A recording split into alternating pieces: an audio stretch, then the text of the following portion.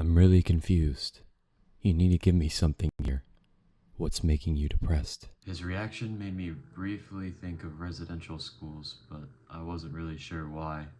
Maybe it was because the therapy sessions were run out of a church. That didn't certainly help. I wasn't sure what to say. Can a metaphor or simile even really capture depression? It was definitely heavy, but I just couldn't compare it to a weight. Weight in and of itself isn't really devastating. Depression is. At times it made me short of breath, and it had times to be very deadly.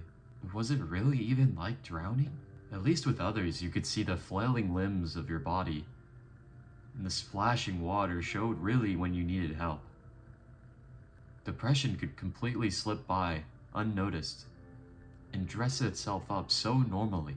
So when it finally took hold, others would be surprised when it happened, and they couldn't even pull you to safety.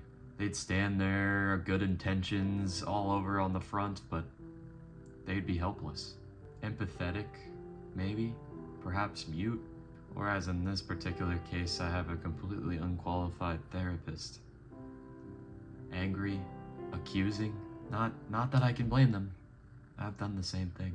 When what was left of my family, we moved into a res, we lived in a 2-bedroom trailer.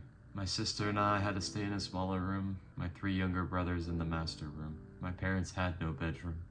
They had no bed. They slept on the living room couch, and they sat on a recliner. One may assume there wasn't a whole lot of privacy. It was precious, if it existed at all. Doors didn't stay closed, they were open. At any moment, somebody could walk in.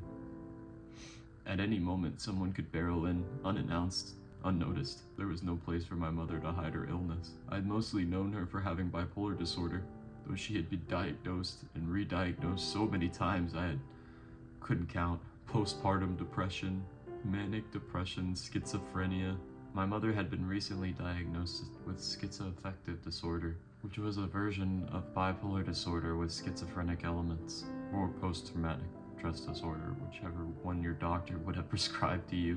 None of the phrases give her relief at all. Turning every feeling she had into a symptom of yet another disease. What these words meant to my siblings and me was that our mother's health was deteriorating. We didn't know when this deteriorating timer would go off, but when it did, our happy, playful, hilarious mother would disappear behind a curtain and go to another world, emerge always angry and mournful, weird and lethargic. When she was depressed, she'd become almost certainly silent. She'd lie on her brother's bottom bunk, blink at us, her soft, limp lips spilling onto the stained carpet.